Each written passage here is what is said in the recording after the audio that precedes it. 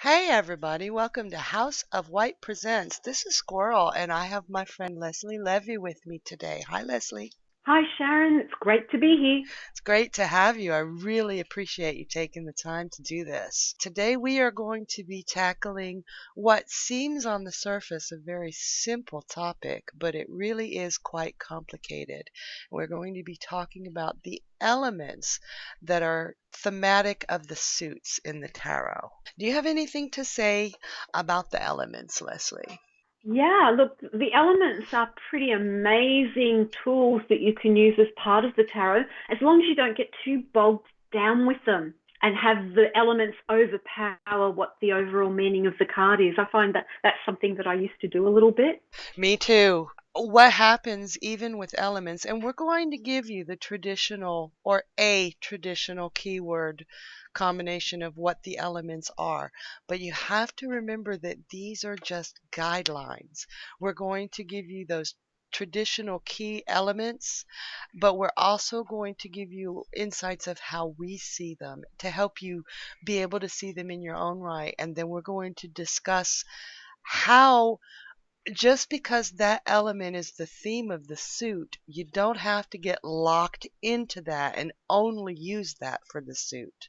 So, Absolutely. like I And that's said, what I used to do. It was like if it was wands and it was fire, then I could only think about fiery things for that suit, even though the card might be telling me something different. And so by using it just as a guideline, for me, what it's done, along with Dusty's course, obviously, means that I can be more specific and more accurate with the readings because I'm not boxed in by elements. right, you're not boxed in by elements and you're not boxed in by traditional keyword meanings. So, Absolutely. let's talk about the elements themselves real quick and the suits that correspond to them. So we're going to do it in the order of fire, earth, air, and water. So we'll start with wands. And I'll go ahead and just read off the traditional meaning from Dusty White's The Easiest Way to Learn Tarot Ever, because this book is pretty much my little Bible for tarot. You'll see other themes in other books, and I'd like to address that as well. But for first, I'm going to read off what they mean, and then Leslie is going to explain how they feel to her. So Mm. this is going to be really interesting. So wands are traditionally seen as fire.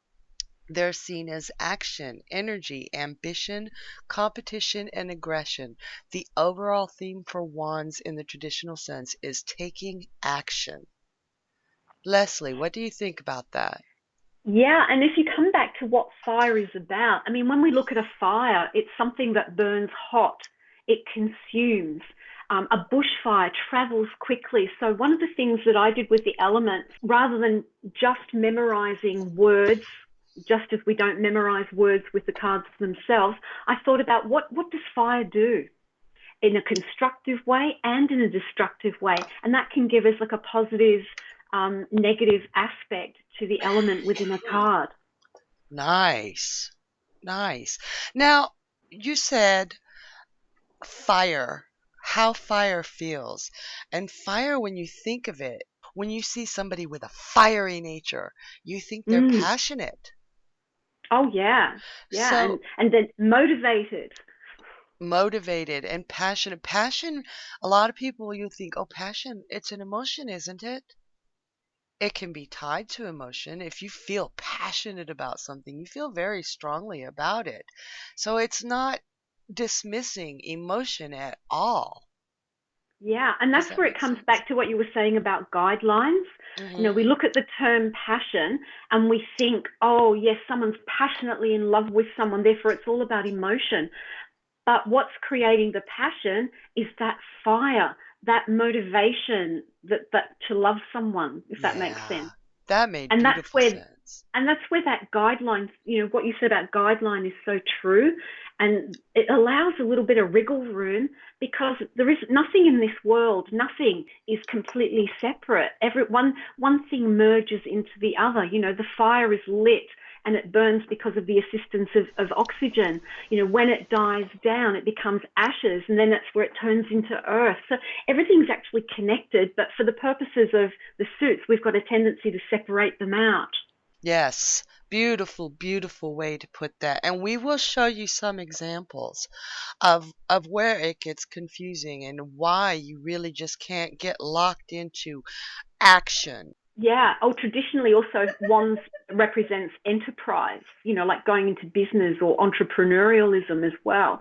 And that's another way of you lock into that suit if that's all you think it is. Oh, 112 years ago when I learned what the suits meant, I was taught that wands are spirit. It's all spiritual. And this was in a book. Um, I was about 16 at the time, so I wasn't really all that mature, and spiritual meant to me religious. It only meant Yeah. religious.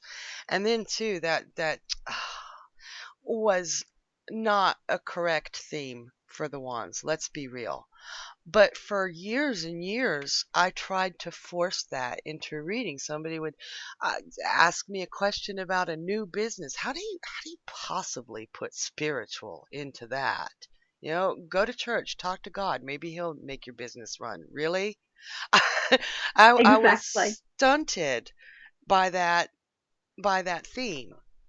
And that's the scary part, because if we fall into that trap of going, this can only mean this because it is fire and therefore that represents spirit as one meaning, it makes it impossible to really offer a client an accurate reading, It particularly if really their does. question is about non-spiritual things. Exactly. And when you introduce religion into a non-spiritual reading, things can go horribly wrong. It doesn't And work. yeah, and it can get quite confrontational because everyone has different beliefs on what religion is as well. Also, being caught up in that and trying to force it to be spirit. When you have to force a card meaning, you are just shutting down your intuition completely. Yeah. Completely. We'll go ahead and we'll finish, giving you the traditional meanings and how Leslie sees them as the element. But we'll also come across the cards that can trip you up, and we'll explain how to get away from being trapped by one mindset. So next is coins, and coins are traditionally related to the physical realm, money or possessions or permanency, but it has to do with the physical realm. A lot of times you see a new reader, or even readers that are just uneducated, just automatically go to money. Yeah, this everybody's first stop, finances. Yep. And it's just because they're coins. It's like, no, they're not always money. What do you have to say about that earth element that's represented by the Yeah. coins? For me, the earth element is about not just about money or about physical things, but it's about what we physically do. If you think of, we talked about wands being the action cards, Hmm. but to me, the earth or the coins suit tells me what are the physical things that are going to be done or have been done, depending on whether you're looking future or past or present. Very nice. Very nice. And not only just, how do I explain this? That earth element has a very nurturing quality. It This isn't does. just possessions, this is mine. This is actually things you care about. Yeah. It's literally, I mean, when you think about the term Mother Earth, Hmm. that's used a lot by people in a spiritual sense and in an environmental sense. The earth nurtures and supports us. Well, what's the earth? It's the earth element. And that also brings in things like, what do we think about with the earth? We think about groundedness. So Hmm. in our modern lives, we live so much in our heads these days. We're very much in our heads. We're online, we're on screens, we're on computers. And I find for me that earthiness brings my head back into the rest of my body. I'm not just a head living. I'm not just a brain living. I'm a physical body that moves and breathes and allows what's in my brain to come out into the world and manifest. Yes. So again, we're seeing, it's not just one thing or another. Everything is connected. You can't just isolate it and say, well, this has only got to do with money and physical property. Mm. You're shooting yourself in the foot if you try to limit it that way. I think so. And I think if you're really serious about wanting to either learn to read the tarot or improve your skill set, I think being able to look beyond what has been traditional. And I'm not saying we should throw the baby out with the bathwater. Of course, there are good things in the past around tarot, but we need to look at it in the modern context of who our clients are in this modern world and the types of questions they're asking. I mean, very rarely would you get a person coming in going, should I murder the king and take over the kingdom next week? It's more like, does my boss like me and will I get a promotion? So I we've got to don't look at it in know. that context as well with the elements. I had three should I murder my king questions just last week. No, no, Ah, I I'm don't kidding. believe No, it. I know, I'm kidding. Yeah, we do have to bring the the archaic images into the modern world, but it's really easy to do if you look at the image and not just the prevalent character, but I'm getting way ahead of myself. Um, Okay. The other so, thing I wanted to say about Earth is when we think about the Earth, we think of something that's solid and it's mhm. stable. So I actually apply the sense of reliability to it as well. Oh yeah, and practicality. Yeah, and slow and steady. Yep, yep. So Earth does the Earth. Like if the ground underneath us was moving really fast, we wouldn't be surviving. So No. I think of that stability, reliability, and sometimes that slowness or that appearance of not moving is just what's needed for a person sometimes in a reading. Oh, I love that. See, and that just went well beyond anything you could read in a book, and it made a whole lot of sense. And what it means is that when you see a card of coins come up in a reading in relation to the context of the question that the client's asked, say it's about, getting married or something, you don't have to automatically go to, oh, well, money might be a concern in preparing for the wedding. It might be more that, hey, listen, you're on solid ground with this relationship, depending on Mm-hmm. what the card is, of course. But that's a way of using an element within a card to answer a question. Beautifully put. Well, how about swords? For swords, I have intellect, logic, clear thinking, and manipulation. And that's the element of air attributed to swords, at least in the Rider Waite deck. Mm-hmm. And in a lot of the modern decks. Yeah, swords for me, I had difficulty with swords as the air element when I first started looking at tarot because I saw the sword as something that you wield in a fight to either win a fight or to defend yourself. And I saw that as very action based. And so I had difficulty at first coming to terms with swords as air. Well, And I if was you wondering think, what you thought about when you started looking at swords and air as an element. um, well, I was so young, I just took it to, I took it to be gospel. I took it Mm. to be gospel. But one way that I look at that as far as air, have you ever seen anybody pick up a sword who's never picked up a sword before? They Yeah, don't know what me. to do with it. It's like flailing all over the place, and half the time. In order to wield a sword properly, it takes a lot of practice and a lot of willpower just like learning the guitar, you know? Yeah. Well, not quite just like, not going to beat anybody with your guitar, but Unless you're Led Zeppelin or someone. Ozzy Osbourne. Yeah, yeah. But it takes a lot of willpower, it takes a lot of thought, it takes a lot of precision, and you don't get to that point unless you've put a lot of time and thought and yes, action into it. It's, that's why it's so hard just to take these guidelines at face value because you Absolutely. said it already. Nothing is just comprised of one thing. And I think that's how I reconciled air with swords was that, I thought about the art of fencing. not necessarily in a battle situation, but just, modern day fencing as a competition. It is an art or a sport of strategy. Yes, And I strategy. thought, strategy, thinking, okay, I can make that connection now. And that was a lot easier from that point on to equate swords with air. And now, there's a really big controversy within the tarot community, whether swords are air and wands of fire or vice versa.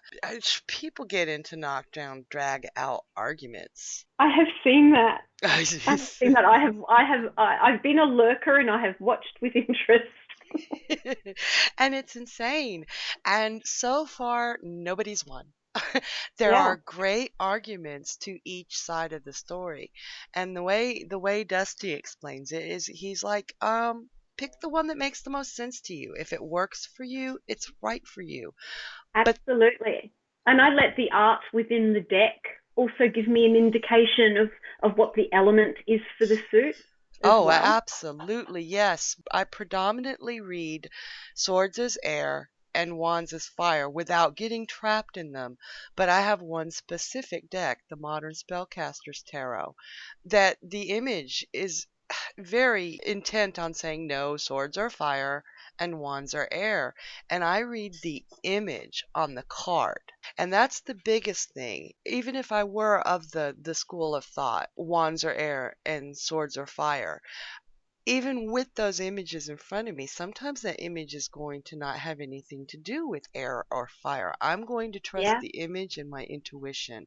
And we're gonna show you a few cards in the Rider-Waite deck that actually speak to that. And I think the other thing with the whole fire, air, wands versus swords argument is I think it depends on, for many people who are arguing and justifying and standing their ground, which they're perfectly entitled to do, I think it all depends on what their esoteric background is as well. A lot of people come from an esoteric background that might be, ceremonial magic, for example. And Hmm. there's even, arguments about the so-called correct order that the elements should be listed in as well. From highest vibration or least density to most density. Or there's, expansion, contraction. So it depends on what the history of the person is and what their background is and how they've been taught, that I think can influence quite strongly a belief system around what something means.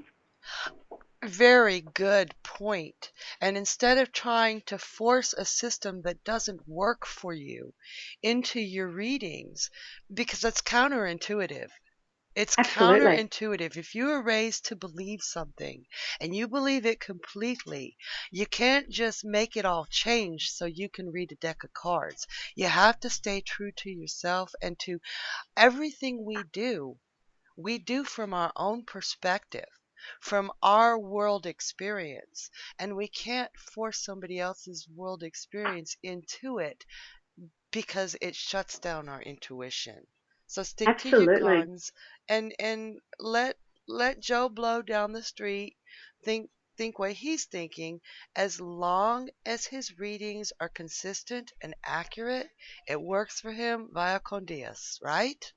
Absolutely, because we each have our own way, our own path, and it's about learning. I think once you've got that intuitive connection and you can trust it, I Hmm. think that's when it's a bit easier to go, okay, I can step outside the box a little and see what really works. And feedback from your clients will definitely help you to build that trust on your own intuition. Right, right. And I bet there are people asking, well, how does that work in group? When we're all learning together.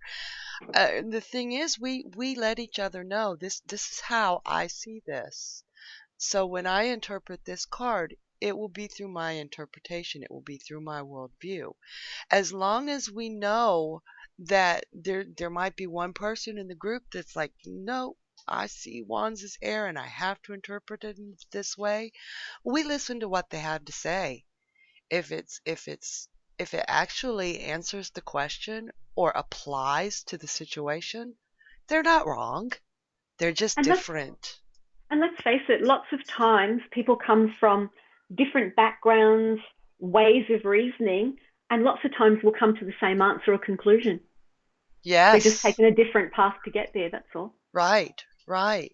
And that's the beauty of the school. We don't force feed. We don't No. say, oh, you've got to learn it this way or get the hell out. But we show you how to come to your own vision. And that's what I've loved about Dusty's course, whether it be around the elements or any aspect of the tarot. He teaches critical thinking and internal contemplation, not just here's a card, it means this, it's this element, go tell your client that. Right. He's constantly saying, there are only 78 cards. More than 78 things happen in an hour, let alone a day, let alone a lifetime. Yeah, absolutely. So let's move on to cups real quick. We can, Yep. this, like I said, this is a very simple concept, but once you start diving into it, it gets a little complicated. Yeah. All right. So the last one we have is cups, and cups is written as emotion, sensuality, musical or artistic creativity, emotional response, intuition, instincts, happiness or lack thereof. When I look at the element of water, Hmm. it's something that flows, or it can be still like a lake. It can flow like a river. It can be still like a lake. It Hmm. can be very deep. It can be very shallow. It can be a tsunami that destroys. It can be a gentle wave that a child paddles in. So to me, water is all about movement. And when you think about the word emotion, the way I learned that word when I was, delving into metaphysical things, of thinking of it as energy in motion. And Oh. we portray that as our different emotions, the energy of love, the energy of anger. So when I look at the water elements and I look at the cards, I don't just look at, oh, this is the love suit or the romance suit. I think about the whole gamut of emotions and feelings, and as well that intuitive capacity. It's almost like that ghost in the machine kind of thing. Oh, that was brilliant. That was beautifully put. Thank you. I need to have you on more podcasts. No, seriously. I love the way that you were able to respond to each traditional meaning with more depth. You added so much depth to that, and you showed why they can't just be locked into one thing. Now, again, I really want to emphasize that these keywords that you'll see, these elements for these suits are truly guidelines to help you learn. Once you've got a grasp on that, don't trap yourself by thinking that it has to be what the book says. Sometimes you're going to see something that just really screams at you. And that's your intuition screaming when it goes Yeah. whip, whip, whip, whip, whip, whip. So I'd really like to address some of those cards within the suits that just don't make sense as far as being trapped by the element. I And love it. yeah, the first card that I would like to talk about is the Three of Swords. Here we have Yep. logic, intellect, communication, but that is one of the most absolute emotional cards in the entire deck. You cannot look at that without thinking, "Oh, ow, that poor person." Yeah. Cut That's to the heart. yeah, total cut to the heart. And I had a really interesting conversation just today with a friend of mine named Justin, who's in the school. And every time I'd ever seen this card up to today, I've always seen it as the receiving end. I've seen the card as being the person who has the swords in the heart, the one going through the Mm. heartbreak and through the depression and the emotion of being so utterly betrayed and destroyed. But he actually had me seeing it from the perspective of the person causing the heartbreak, the anger and the hatred that would go into putting those swords into somebody's heart, not just one but three, with such precision. And the other thing about that one, I've never thought of it that way either, because to me, I was seeing it as receptive. But Yep. if we look at the element of air, the element of air expands, so it's going out. So that kind of makes sense with the element. But the other thing I notice about this card is all the rain in the background. That always makes me think of tears, which makes me think of emotion and therefore the element of water. Right, absolutely. So, how many of the swords cards is water actually present? One, I'm looking at my exercise 11 right now. One, two, three, four, five, six. 6 out of 10. Mm, I'm not counting the court cards. Six yeah, out of 10. It's not saying it's purely air. Water is present. And even in yeah. that Three of Swords, passion is present because you can't have or give that kind of heartache if passion weren't involved. That's right. Exactly. A lot of anger when, like particularly in a romantic one, like in a romantic situation, when a relationship breaks up and there's a lot of anger, the Mhm. anger is a lot of times about fear of the future and grief as well. Good point because, oh my God, okay, that Ten of Swords. Somebody Yeah. was really pissed off, Oh, God, yeah. or a lot of somebodies. So you can't look at it and take all the other elements out just because it's a Yeah. sword.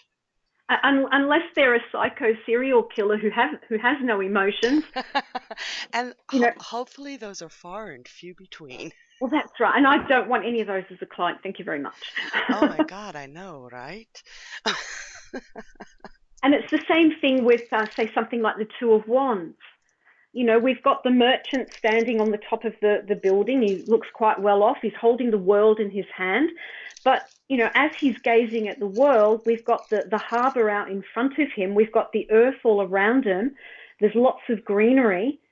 He's very earthed in his home or mansion, whatever you want to call it. So there are actually quite a few elements that you could bring in there around interpreting that card, not just that, oh, it's wands, therefore it's fire. I actually don't see that much fire in there, to be honest. No, just hit that spark. You know, Mm, not every time, but often I see this as that that idea, that spark of possibility, and he's yeah, planning how to bring that idea into fruition. yeah, So the only fire that really is there does seem to be that spark because yeah. he's It's not far a seeing. yeah, it's not a full blown. He's actually quite in his head, really, because he's gazing at the world. So he's, Hmm. he's he's actually more in the air element within his head, I think, when I look at this card, and he's considering possibilities and ways forward. I have to agree. And again, it all comes back to that image. It's really good to know what each suit represents Mm, because it does help you form some. But it's also more important to take the image as a whole or the piece of the image that strikes you at the moment. yeah, and applying the elements within that Two of Wands. Yes, Hmm. the initial spark is there, which has given him the motivation to start, contemplating, planning, whatever it is going to be. But he needs all of those other elements to be able to create the plan. Right, right. Otherwise, it just stays a spark and goes nowhere. Yeah, yeah. And Um, so that's how you can look at a card and see how the other elements can either intensify what the suit is elementally meant to be about, or dilute what the suit element is meant to be about. Does that make sense? that makes absolute sense. And back to the Three of Swords, that kind of emotion, if you're on the receiving or the giving end, actually does dilute the intelligence or the logic behind Mm, the action. So you yeah, have because to see how they interact. just looking at that card just warrants an emotional response. So many people get tripped up thinking, oh, no, no, it can't have anything to do with emotion because it's not a cups card. Doesn't Yeah, doesn't have to be. The image and your intuition trump everything. absolutely. I'm looking at the Three of Cups right now as a water card. It's an emotional card, but there is a strong earth element in the card with the harvest at their feet. Yeah, All there's a those. sense of a strong sense of abundance, isn't there? Hmm. Yes. Or achievement, you know? Yeah. Bringing in the harvest, abundance, achievement.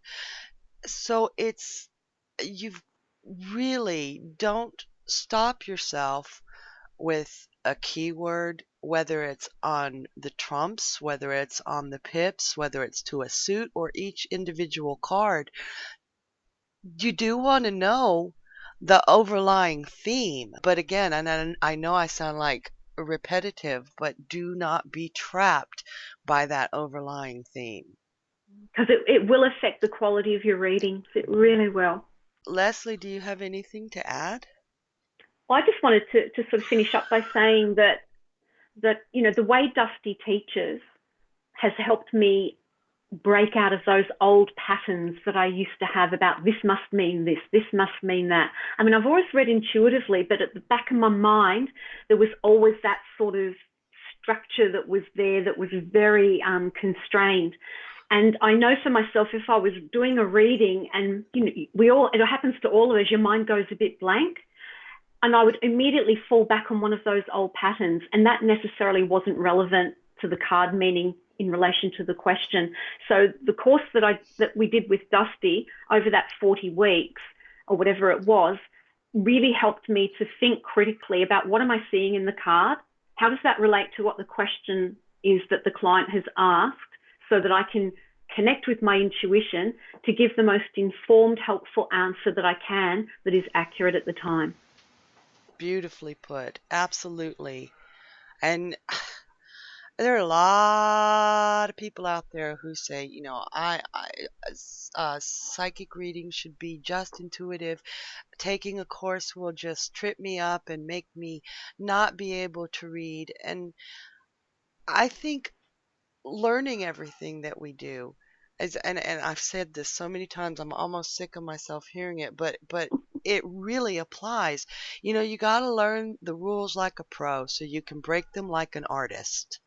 Absolutely. I love Dusty's analogy of the fish in the goldfish bowl. Yes. The definitions, the meanings, the structure of the tarot is the goldfish bowl. And you, as the reader, are the ones interpreting what the goldfish bowl is about. And there are times when you can just go too far left field. Like I wouldn't look at the devil card and say, oh, that's a card that represents a priest or a nun or something, who are doing good in the world. That's just too far out. The fish has jumped out of the bowl at that point and not breathing and not thinking. So you need the structure there. But once you have the structure, you then have the freedom to go, well, how does that apply in this reading, in this instance, at this time? And you would really be surprised at the traps and the biases and the superstition that you can be stuck in. I mean, I read for 30 years before I took this course. I had taken other courses in the past and just, all kinds of frou-frou, meaningless crap. But when I took this course, I had been reading for 33 years, and I was considered a good reader. And Mm, my husband was like, "Why are you taking this course?" And I was like, "Because I'm missing something. There's yeah, something I'm missing, and I have to find it." Don't wait 33 years to get to that point. And for the first 6 months taking the course, I honestly, Leslie, I could not read. I was so confused because of all the bullshit that was in my head that I didn't yeah. even realize that was there.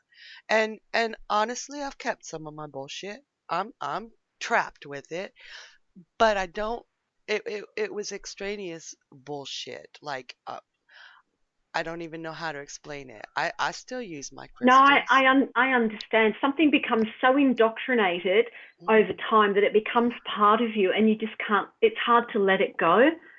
I mean, I know myself. Like I've read semi-professionally, professionally, done it for free, on and off. I mean, I started with exploring the cards. Gosh, showing my age here, 42 years ago, Yeah. and I know I'm an old.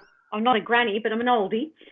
But at the same time, I actually stopped charging for my services because I just didn't feel confident that I was offering the best that I could. And it's only since I've come back doing Dusty's course and completed that I actually feel confident charging again. Why would we wait so long? Because there wasn't the internet back then. Oh yeah, oh yeah. All we had was Eden Gray. That's that's my excuse. There was no internet, so I didn't know Dusty existed. But and I went through a period of time that I had a really difficult time reading.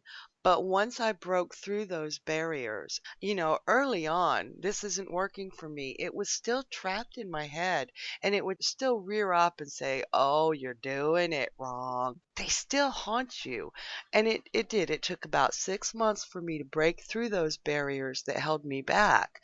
But I have more confidence and more accuracy now than I ever did in all the times of trying to just do it intuitively. Yeah. It, And that's why I keep going back to the basic exercises. Even though mhm. I've completed the course and I'm now, charging for my readings and seeing clients, I still go back to those base courses because I still find new things in the cards and I look at them in relation to the elements of the suit and go, well, okay, what else can I see in there around that? And I would like to rectify what I just said. What I mean by reading intuitively, as far as what I just said, was without any kind of training. Yeah. It's really not intuitive. It's just reaching out in the dark. Once you've learned these basic rules and how to apply them and gone through the exercises, your intuition grows so much more. And your yappy dog gets smaller and smaller. He never really goes away completely. If he does, you're I kidding agree. yourself. I keep coming. Honestly, that goldfish in the goldfish bowl analogy from Dosti has stuck in my head every time I do a reading. If I'm doing a reading and I've got something left field, I go, hang on, am I jumping out of the fish bowl here, or am I staying true to the structure?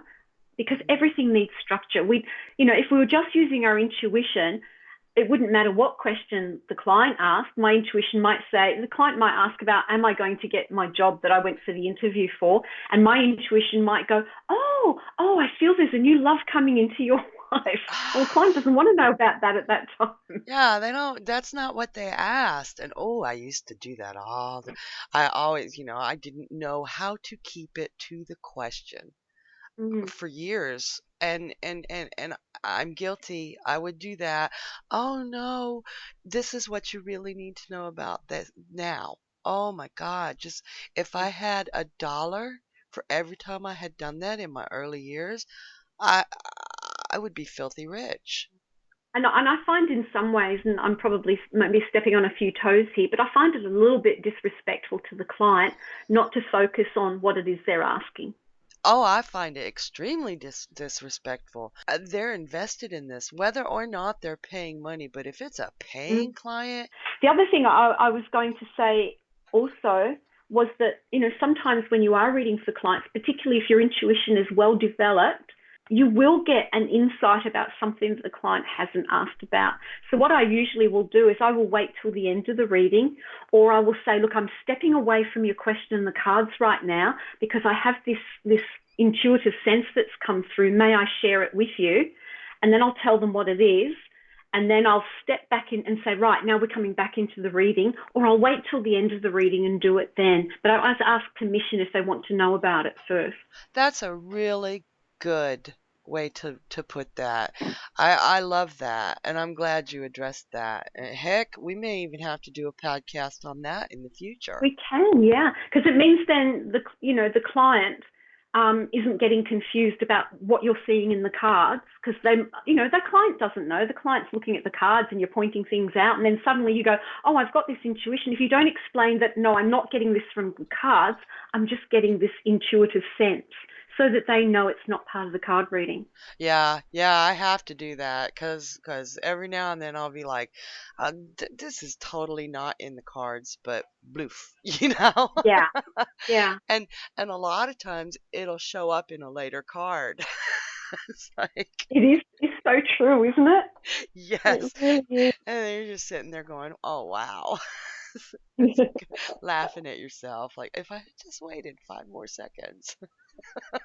But then again, that's good validation for you as the reader, knowing that your intuition is on track with what's coming up with the cards. That is absolute truth. we went a little bit on left field there, but that's Yeah. okay. I think we put a lot of information out there and food for thought. And possibly if you would like to hear a podcast on anything that we've touched on today, leave a note in the comments. We'll do it.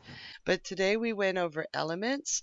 We went over their traditional meanings, or one of their traditional meanings, because many books will tell you many different things.